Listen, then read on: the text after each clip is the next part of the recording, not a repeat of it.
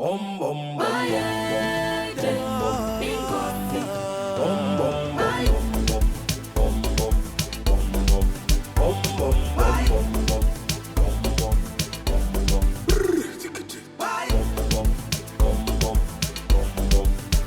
man of bravery, how quick I say kick, Be a man of bravery, how quick I say kick, This is what you are, how quick I say.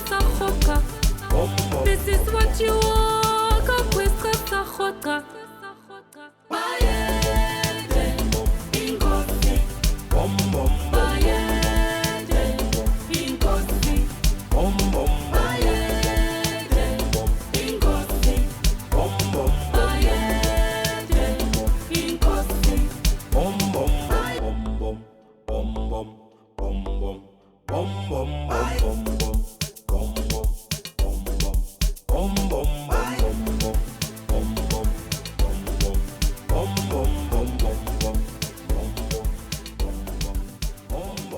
Is Skills Talk. It's Wednesday, 30th of March 2022.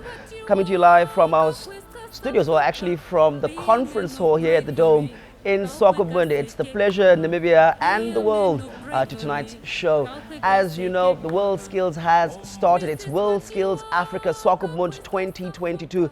It started and we've been broadcasting to you programs all day. And tonight we obviously take another in-depth look into the role that technical vocational education training plays and its ultimate relationship with the fourth industrial revolution. Now, these things probably the most paramount and up-to-date conversation that we could be having in terms of the changes that are taking place in the world. I mean, according to the UN Conference on Trade and Development, Technology and Innovation Report of 2021 found that Africa as a whole was the world's least prepared region to take advantage of the fourth industrial revolution. Technology is now to help me understand what the status is, where the gaps are, and the possible responses that the continent needs. I'm joined by an esteemed panel all the way from Egypt. I'd like to welcome here to my left Dr. Ahmed Hassaneen, Professor of the Department of Automotive Technology at the Faculty of Technology, focusing on TVET teachers education at Helwan University, and the ex-Deputy Minister of Education in charge of TVET in the Egyptian Cabinet of Ministers. Good evening, sir. Welcome not just to the show, but to Namibia as well. Good evening. Thank you for having me. And it's my pleasure actually to be here in this beautiful country, beautiful city, beautiful people. So it's my pleasure. Thank you very much.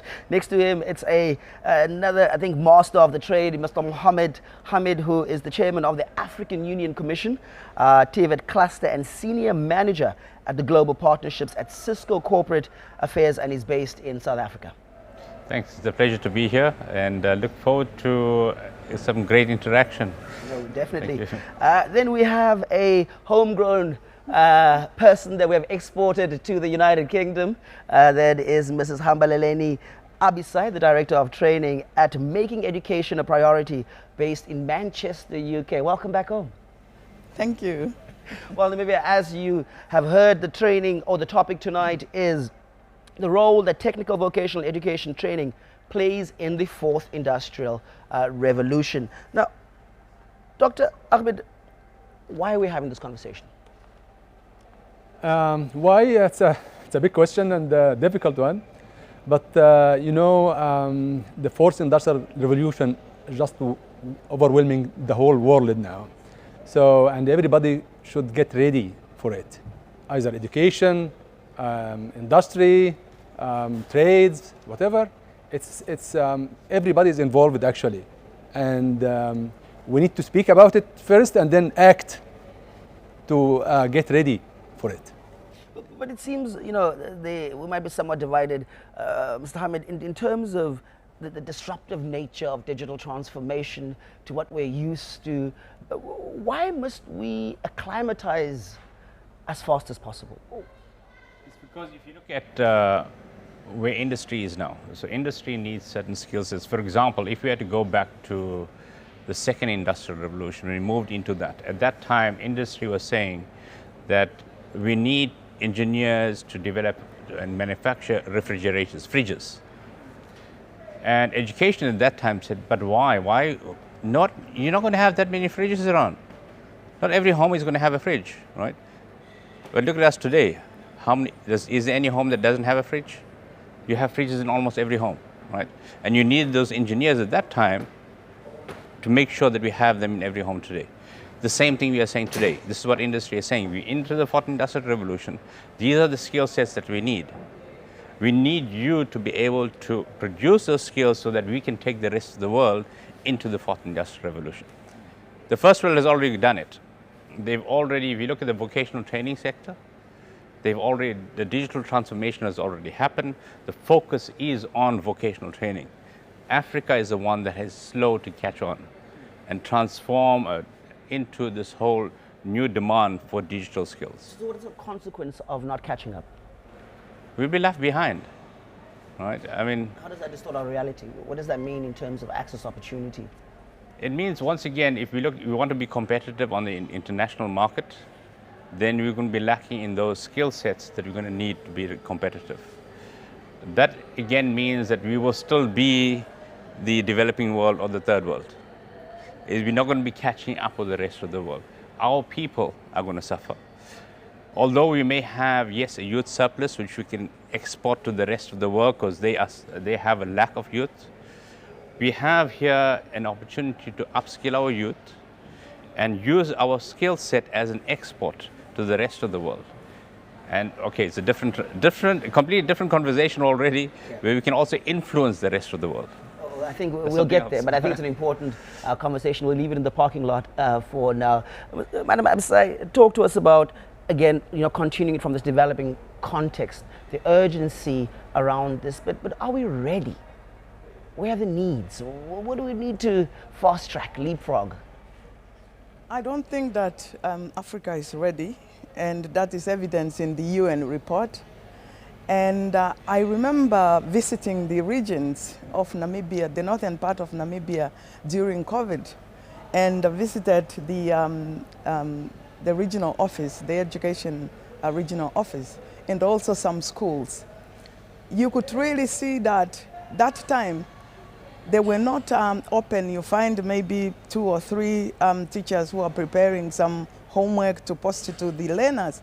But we are talking about learners who have no technological infrastructure to facilitate that learning. So I really think that for us to catch up, we have a lot to do. We cannot just roll out to train the teachers when there are no infrastructures to facilitate learning. Our governments and private sectors, NGOs, international organizations, we all need to link in. I live in Manchester. That's where we have our training company. And since COVID, our teachers are London-based, some are Manchester-based. Our learners are everywhere within the country. I'm looking at actually rolling out that even to our countries and use that as a model to serve our region, because we have a lot of need with qualified teachers. But given those deficits, who must carry this buck? Dr. Ahmed, coming from the public sector, would we say that the kind of existing school of thought that dictates the ownership that comes with technology has largely been a private good, and has that been, from a public perspective, a challenge that there is no global position of whether technology should be a public good? Yes, it's already a public good. Okay. It's already a public good. So every country. Is it in the hands of the public sector? No, not necessarily, okay. But it is a public good already. Whether it's public sector or private sector or whatever, it's both of them. In terms of technology, you cannot differentiate between the government or the private sector. But I just want to add something to the previous point. The unemployment rate already in our country, in our countries, in the continent, is already higher than any other place in the world. And one more thing also, by the year 2030, 60%, at least 60% of the African population will be under the age of 25. So we need to scale those young people, the youth, to be ready for the future. We cannot leave them, and also because the fourth industrial revolution will cause something like, in some countries, 50% of the jobs will be disappearing. So if we are not ready, if we do not do our job, do our task to get ready for those young people, to be ready for the future, then the unemployment rate will go up. But is it inevitable those jobs are going to be lost, or can we retain them? You can retain them, but not in the same way. Okay, not talk the to us same about shape. that. Yeah. Talk to us about how that paradigm shifts in terms of... For example, okay, let's say, okay, the machining in the manufacturing process or something like that, mostly will turn into robots and all these things. It's automated process. So most of the production facilities will be just automated facilities. So you will get rid of the human being into the production line. So you have to reskill those people who will lose their jobs for the future, either to change the career totally, or to just redirect their jobs or their skills. So we have a lot to do, as our colleague said. We have a lot to do. But let's focus. But I will talk about education later on. Okay, we're going to transit. We're going to take a little tunneled view. But let's talk about the macroeconomic conditions that either enable or disenable this. When you're looking at SADC, just merely from the economic perspective, there's huge lack of infrastructure, as you had indicated. But there's also a compounded lack of financing that is then accompanied by a lack of skills as well. So you're not just dealing with infrastructure in isolation. You've got these compounded challenges. Can we overcome them? Who's responsible for it? So, my dad, when I was growing up, always told me that, son, you'd rather be happy with half a loaf of bread than a full loaf of bread. In that way, you'll never go hungry. The same way here, this is what we need to accept. Yes, we may not have the financing to buy the best technology for our schools, colleges, universities, etc. Whatever, this is what I say, whatever we have, we need to take that and use it. At least we're giving our children some skills, access to that skills that is needed. When the rest of it comes, great, then you use it. But don't sit back and say that you don't have it. Can we do it when we don't have the infrastructure? I think that was the point. It can be done. Okay, how? It can be done because we need, and this is my presentation today, I said that there are 3 types of partnerships that you would have with industry, right? There's some industry where they will come to you to sell you the software, the hardware, etc. But when you're engaging with them, you need to know that you can actually ask for an education discount. And some of us don't do that. The second type is where they will come to you to sell you their products, but in addition to that, they will give you courseware, training materials, all that on their product. So you need to ask for that, which comes free. The third type is where they will come to you and they will give you all the resources that you need at no cost. But there's several organizations like that globally, private sector organizations who are doing it. We just need to be aware of them and go out there and use it. Does that involve, for instance, financing opportunities?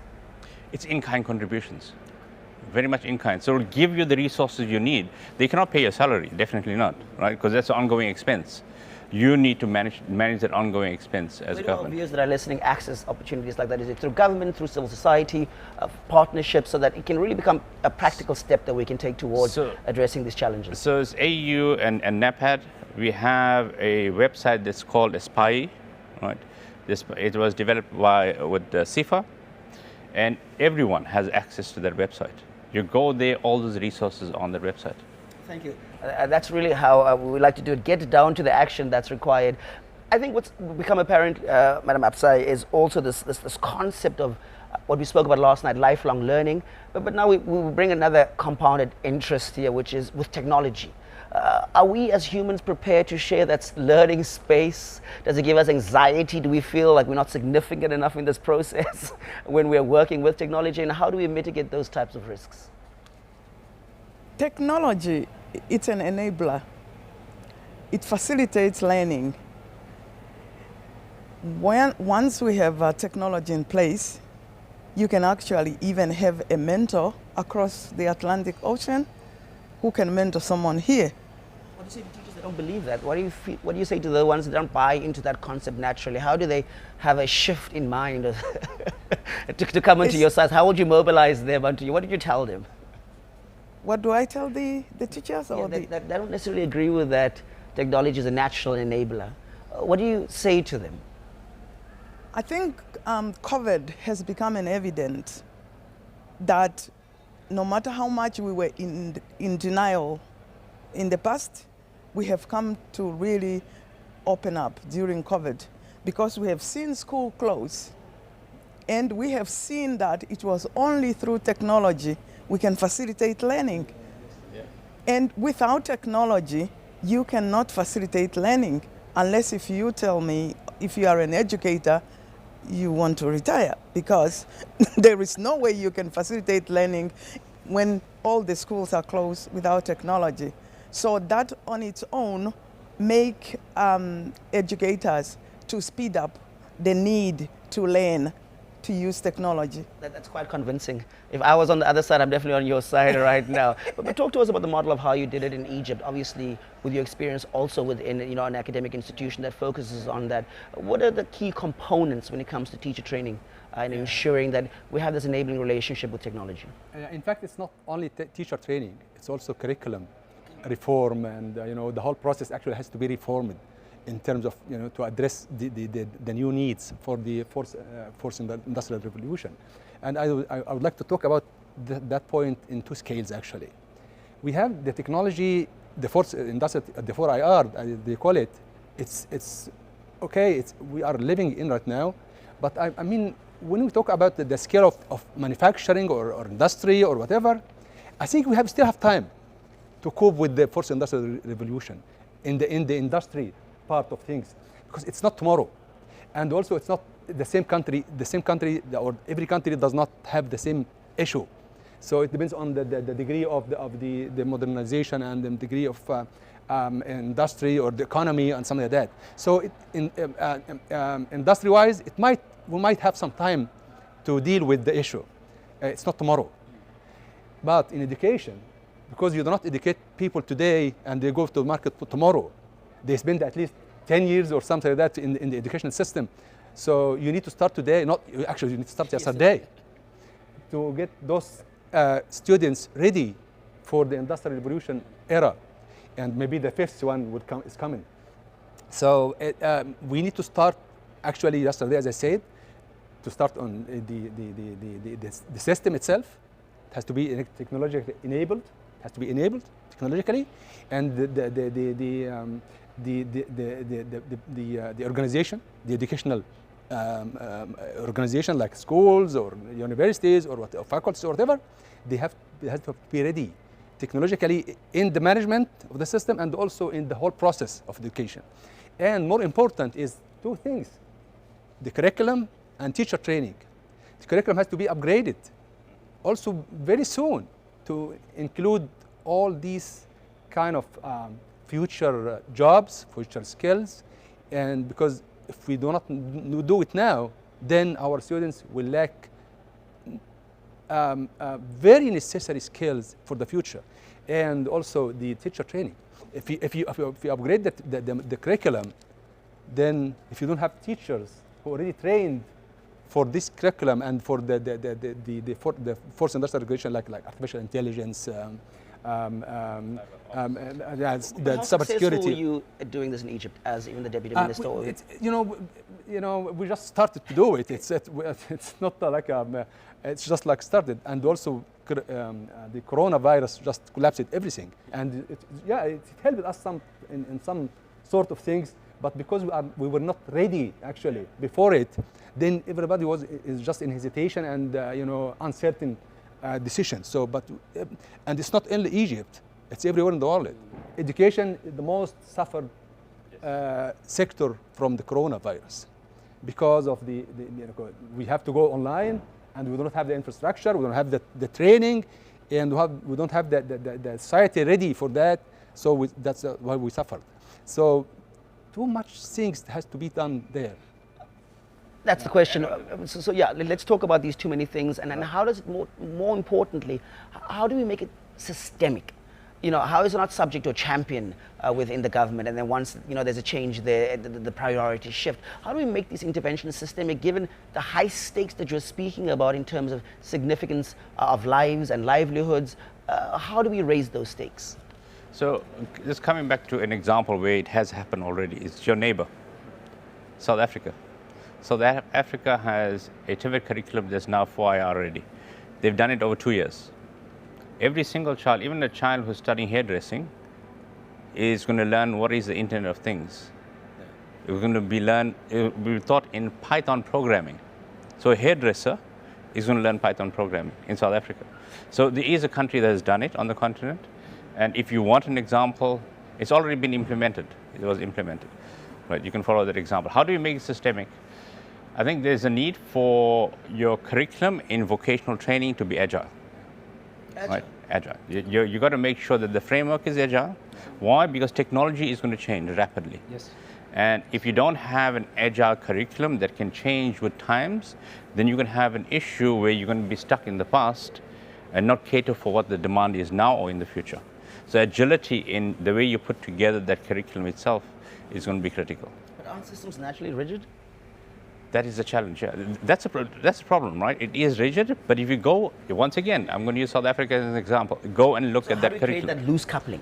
So not as my other job, the Cisco job, right? We work very closely with the government. So we work closely. It's context. It's context. So we work very closely with government. We funded the whole thing, so there's no money was made in it. And together we redesigned the whole curriculum, the framework of it, so that it can allow for that agility. Right? What are some of the new practices that you can bring forth to the table for us, from your experience that you're aware of? Before I go to the new practice, I really want to draw a little bit. Go ahead. We are talking about the VET here, and we seems to be disengaging our learners whom we are expecting to learn technology. We have spoken about the technological infrastructure to the country. I would want to see the process starting from actually those learners designing those computers.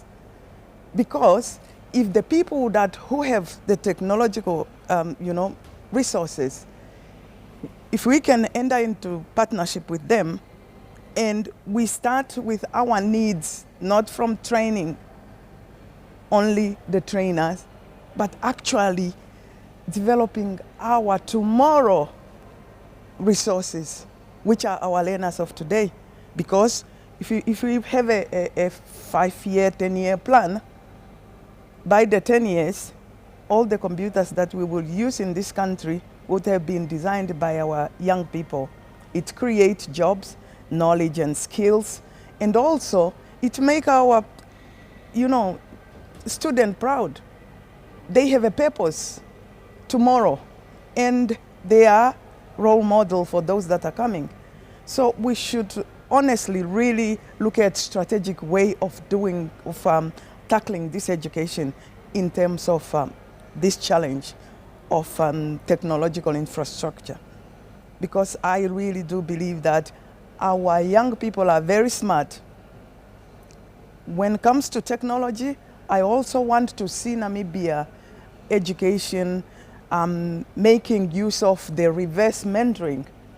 The reverse mentoring is where you have young people mentoring actually professionals, because we have different knowledge and skills. We have the professionals with the knowledge of the subject, but then here comes the technology that they were not used to. And at that age, it's not automatic that they can go into learning. But if they have mentors, these young people as reverse mentors, we use that kind of model a lot. And it really helps executives to learn, and it helps our education, educators to learn from the young people. Learning is not just from the gurus. fashion these days. Yes. You all want to say something? Yeah, I want to add something here because also, as I said before, we don't have to rush for those things because we have an experience in Egypt that, okay, we started to open the colleges for artificial intelligence. Okay. So all the private universities now, they want to open colleges for artificial intelligence, as if the whole education system will be artificial intelligence. So how about the other things? We don't have, okay, we need to go for the education of the fourth industrial revolution related subject, but we do not have to rush everything to go to that because otherwise we will have the whole society educated for artificial intelligence, and who will do the other jobs? But also from a public investment perspective, I mean, currently in Namibia, for instance, the education budget is about, a quarter of the national kind of public expenditure. Which is very high. Yeah, which is, very high. So how do we make it practical and not just say, you know what, invest, but like, I mean, there's many priorities that need to be met. So how do we? I think. Can I okay, say please. So education is important, and you probably heard that, every 1% growth in a level of education adds $600 per capita to your GDP, right? So education, what you're investing now in education, and that growth is going to positively impact your GDP. So we should not say that, we cannot go on doing it. It's something we have to do. Yes.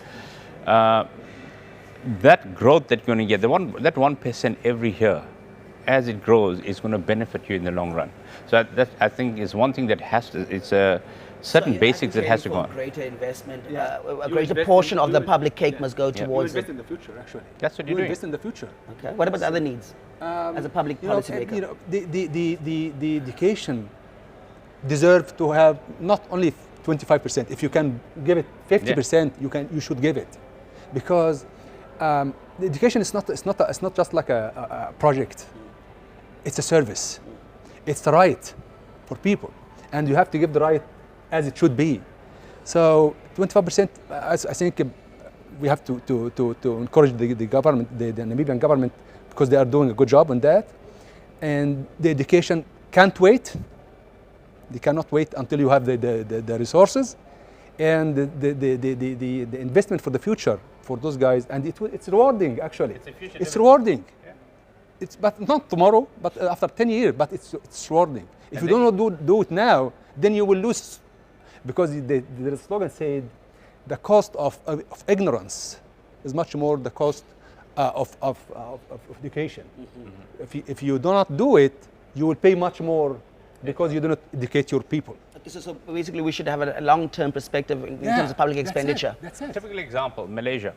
When Malaysia got the independence, everyone was telling them, you need to do this, you need to invest in this and that. No. What was their decision? They've said, no, we're going to throw all of our money into education.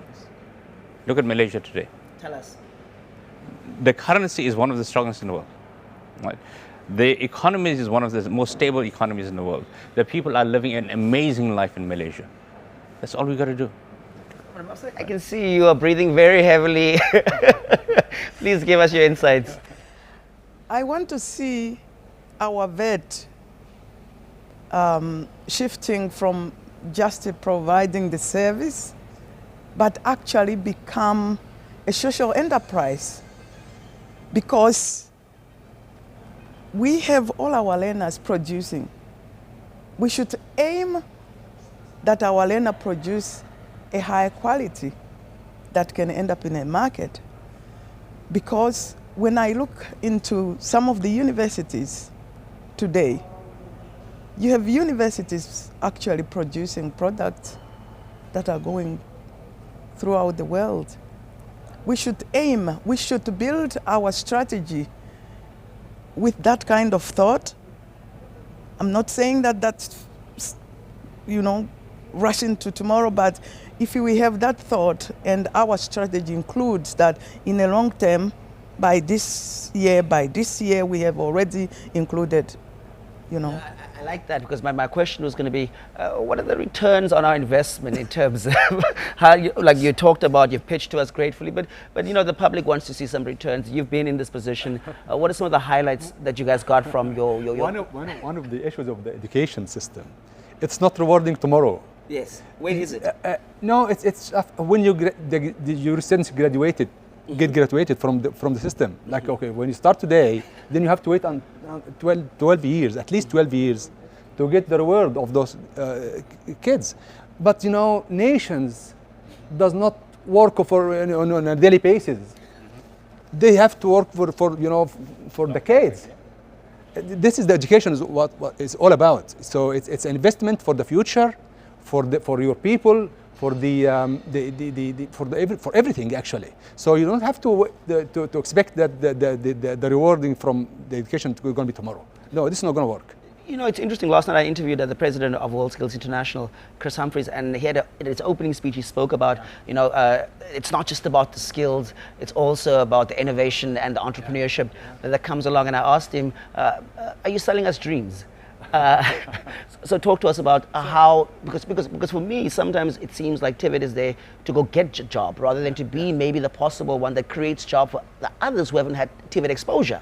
You know, so kind of flipping that model. So is he alluding us in that direction? And you know, I think this is where I say that our TVET system, our education system, is still very much stuck in the second industrial revolution. We have the benefit of leapfrogging into the fourth industrial revolution and learning from the mistakes that were made by others in the third industrial revolution. And some of the spin-offs from that is innovation, what you spoke about. An example, in Cameroon, where we ran this global problem solvers challenge, where you had to go in and find a social challenge and create a solution for that. These medical students got together and they said, to do a scan on an expectant mother, you had to take her to a hospital. But in your deep rural villages, they don't have hospitals. How do you do that? They got together, took a smartphone, developed an attachment to it and a software package where they take the phone only and do a scan of the phone. Now that is something that we need in Africa. Now this is what is that's OIR. That's fourth industrial revolution. So this is how it can benefit us immediately, right? But that's interesting. You know, I saw a video on social media once that says, you know, the cars we drove changed, the phones we've used changed, but the classrooms we've been in have not changed since the era of Jesuits. You know, having this idea of a classroom. So please speak to us why that needs to change. Why does the classroom need to change? And you spoke about it earlier in terms of how COVID. But how do we change it in an intentional manner rather than a responsive manner to a pandemic? Madam Abisai? Yeah, I still going back to the strategic planning, because when we do things deliberately, we really have to think them through, because when we have a strategic plan, we are thinking carefully of how are we going to do this, and we're taking into consideration other challenges that we might need to overcome. And I really, and when I say that, we should consider our student of today to produce the computers that we will use tomorrow. I really mean that, because when we have a generation that can reflect on what they are capable to do. This could be an important principle that you're driving here, and I want to make sure that the audience out there clearly understands your perception around TVET, to say that merely than just consuming, yes, you know, being taught. Exactly. You're almost giving them an AI power to be regenerative. So let's talk a little bit about why changing the perception is important here, to not just being consumers of technology, but being producers of it. Because when we keep depending on others to feed us, they will feed us to the level they want us to feed. And that is dangerous. Because when you look at let's say we have our own grown skills, professionals. They can actually determine where, when, and how. But when we don't, the where, when, and how is determined by others, and they will not respond to the way we desire or the needs of our country. Let me give you an example. I've been working with universities in the United Kingdom because I have really valued this partnership. And when I bring to the table a proposal for Namibia, they are looking at the population, they are looking at the population vis-a-vis outcome, because you're looking at, okay, if I have a population equivalent to China population, I'm likely to get greater return.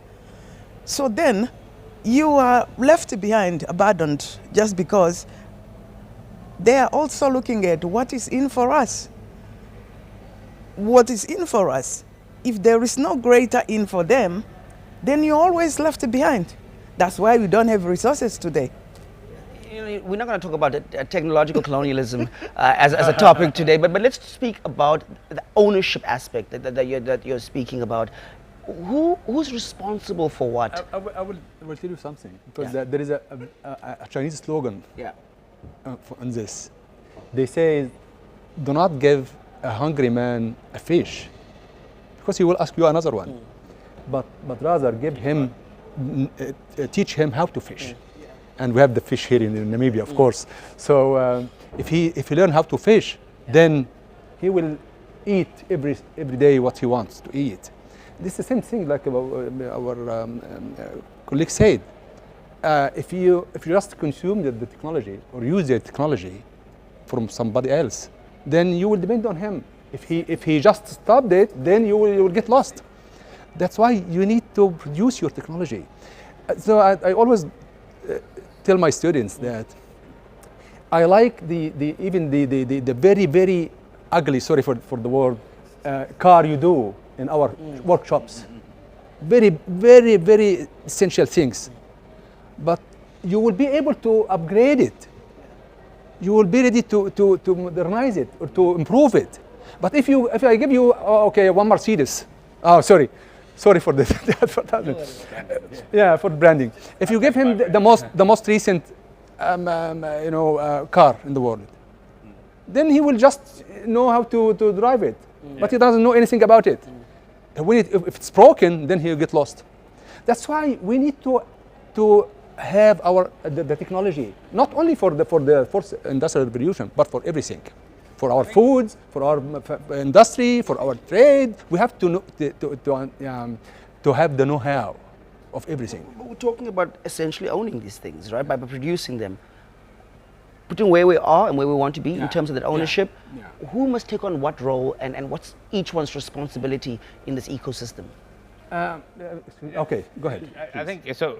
Talking about this producing everything, I think very important to realize that we're not going to be able to do everything, because you have in the business world what is known as economies of scale, right? And with economies of scale, if you're going to order, you have a population of 3 million, right? Even if you were to order 3 million computers and manufacture that for Namibia, you're not going to beat the economies of scale. Because what the global demand is, the manufacturing that comes in from the East, you're never going to do that, right? So what you need to do is find out what is your niche market. Find out what is the need. The value chain. That's it. You need to find out where you can be the innovator, right?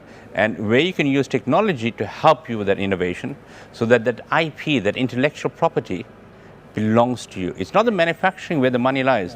The money lies in the intellectual property. So if you can make sure that your TVETs change as quick as possible, they adopt 4IR, they know how to use 4IR to address social challenges, then that IP suddenly belongs to your student. That intellectual property, he then sells it to everyone else. Without even manufacturing, you're getting the income. So this is what we need to think. This is the way we need to go. And also we can Yeah. work also on the software. Software is not like an economical issue. You can produce it without any actually no cost. Or So that's two things. You know, when we were at school, we had to learn about 3 foreign languages. Should, for instance, coding become a language that's mandatory when you're speaking about things like curriculum? Coding is Should we change our understanding of what the language is that's actually significant? I think it's going something like that right now. Yes, yeah. They are trying to do it like that. Yeah, to make it like a code. Give the example of South Africa. All TVET students are doing Python program coding. Yeah. Every single one, whether you are doing plumbing or you're doing building, you're doing it, yeah? Like India or Are you okay, ma'am?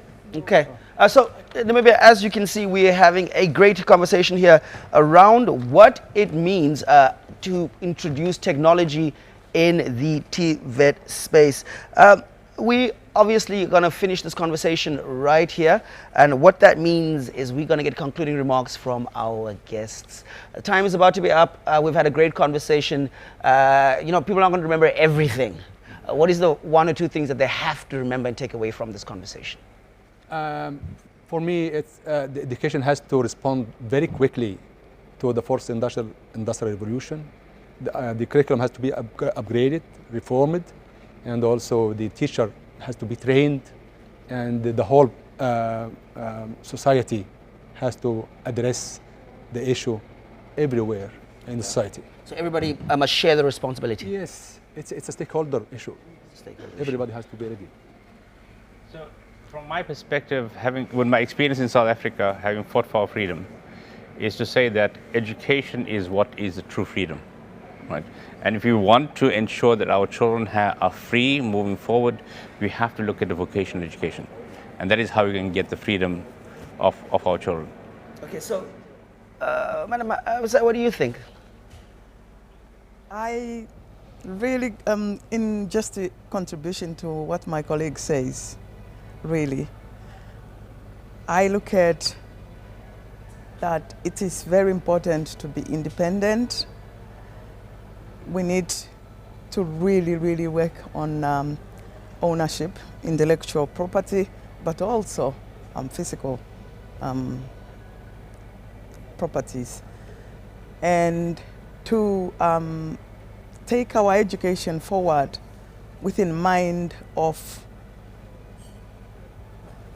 looking at all components and how we can strategically, you know, move them forward. Because when we just move with one strategy, then the other part is left suffering. You can add 3 more. No panic. Okay. No panic. Mm-hmm. It's not just panic. Why is that important in terms of the emotional state? That is we do when not you make have, mistakes. we do not need societies to rush into the issues. Then they do so many mistakes, and then it ends up with nothing. So what pace should we move? I think we should start with the to scale. I'm not talking about education. We need to start to work, and which is very doable. We need to start with the curriculum, the programs, the organization, which is doable. So we need to start with that very soon. The industry, maybe Dr. Hamid can talk about it, but I mean, no rush, no panic, because we need to make it slowly but surely. Slowly but surely. Okay. Very important. Is that the pace that we must maintain? So I would say there's no need to rush. What we need to do is we need to understand that the second industrial revolution was built on the first. The third was full on the first and second. The fourth is going to be built on the first, second, and third. So you're still going to need what was done previously. We need to look at what we have, how we can modify it to meet the demands that we need now. But most importantly, let's please not have another paper, implementation paper. There's too many papers we have, too many plans that we have, but there's no action. What we need in Africa is implementation and action. But you know, I interviewed somebody around human-computer interaction, Professor Fernando Basquet from Brazil, and he brought an interesting perspective, you know, in terms of being critical to this conversation, where he said that these aren't just industrial revolutions, these are human revolutions. And I think we need to kind of scale it to how it changes the way that we live and interact so that we don't have the panic. What are your positions on those perspectives? You know what? Education is not like industry. Education is you build the people. You build the human being. It's not like a stones and material and put it together. When you build a human being, then the technology is not everything. The philosophy behind education is something different. So it must be human-centered then? Yes, and it has to be humanized. Okay. The education system everywhere in the world has to be humanized more than atomized, or how we call it, technologized, or how can you call it? I don't know.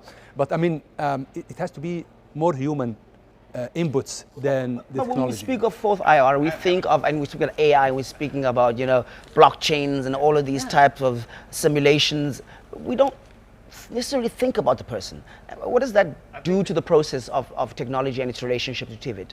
I think it has, our students have already adopted technology. The only difference is our education system hasn't.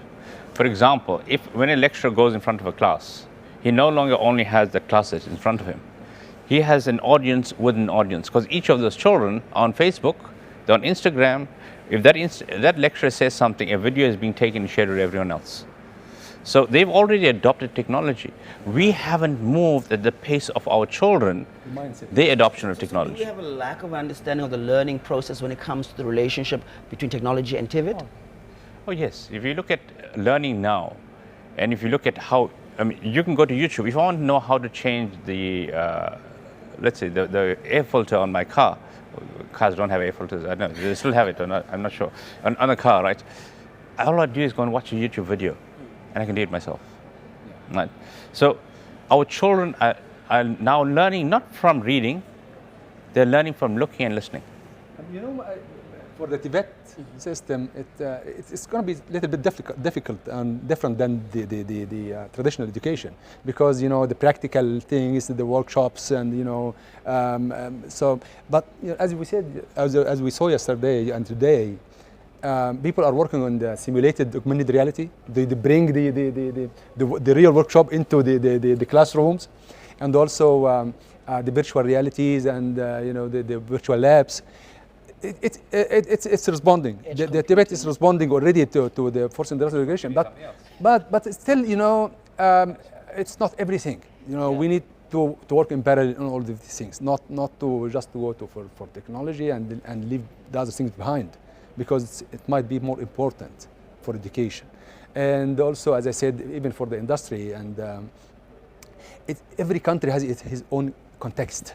But how do we move, particularly as a policymaker, how do we move from just posturing? Sometimes we speak the language because we want to be seen as a relevant government. How do you know that your government is actually taking steps that are meaningful and impactful when it comes to this relationship? This is one of the most important questions that you asked today, actually, because we need to know what is the context, what is the economy context, what is our economy is all about. What is the future of this economy? What direction is it going to? So otherwise, you must, if you don't have that LMI system that they were talking about yesterday, the labor market information system, that tells you what you should do for the next 10 years or 20 years or so, in terms of education, training, follow-up, the further training. So it's a very a process has to be coordinated from everybody in any country. I agree with Doctor, because you need to know what is your macro plan for your country, which direction you want the economy to go to, what is going to be a niche market, what are you going to specialize in as a country in your industries. Well, how do you determine that? Is it based on the skill set currently? You would know, for example, what are your advantages, what resources do you have. For example, what technology you already exists, what population do you have, what population skill sets you have, what is your access to global markets for whatever you're going to go to. And based on that, once you know that, then you say, okay, our TVET sector, we need to direct it in this direction. And this is where we need to align to your macro outcome. Exactly. Yes. If we don't do that's that, what needs to happen. Why should we do the intervention? The most of the educational system everywhere in the world, until very recently, it's a supply-driven system. So you just supply graduates to the market, but you don't know this one goes where. But if you have a demand-driven system, which is based on the labor market information system, then you will know even the students, before he goes to that specialization or this college or this faculty, he know that if he gets this degree or certificate or training, he will go to that position to have a job there. Then everything will be coordinated. The employment rate will go down. People know what they should learn, and because they know where they should work later on. Yeah. Typical example for Namibia. If you're going to say that, you know what, we're going to go for green energy, and we're going to go after this, and we're going to supply the whole of SADC. We got enough desert. We can go to green energy. You're going to have a whole farm, a solar farm, to the entire country, supplying the rest of this region with electricity. What do you do as government? You say, this is going to be our plan. We're going to invest in that infrastructure, but you're going to need the skill sets to build and maintain that. Yeah. Now you go to your TVETs and you say, okay, in our TVET sector, we need to make sure that we have skills that are going to be able to build those green farms. You've done it. You got direction. At this time, you will know the quantity, the quality of the graduates that you want to have at this particular time in the future. Well, that's it. I think we've finally come to the last sentiment. I can't leave the show, obviously, conclude without you summing all of this up again into that capsule. So please go ahead, Doctor. Once again, thank you for having me here in this beautiful country and beautiful city of Swakopmund. Actually, I was astonished by the reality here and the beautiful people, friendly people, and so the future is between our hands now.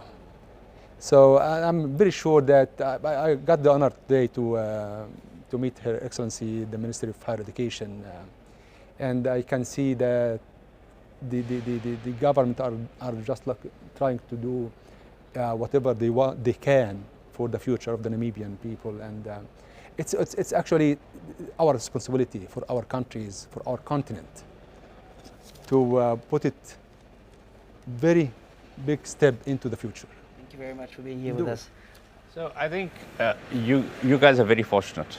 Namibians are very fortunate, and to echo what Doctor has said, Prof has said, is that you're hosting this conference. That already says that your government is on the trajectory to focus on vocational training. And we look at globally, as when I said at the beginning, was 4IR is being driven by vocational training. We've officially run out of time, gentlemen. Thank you very much, Namibia. You and the world, you have heard it from Swakopmund Dome. It's been a, I think, in-depth conversation about the relevance of technology and its relationship with TVET. That's all the time we had from me, Patrick Sapp. Up until tomorrow night again, this is Skills Talk. Be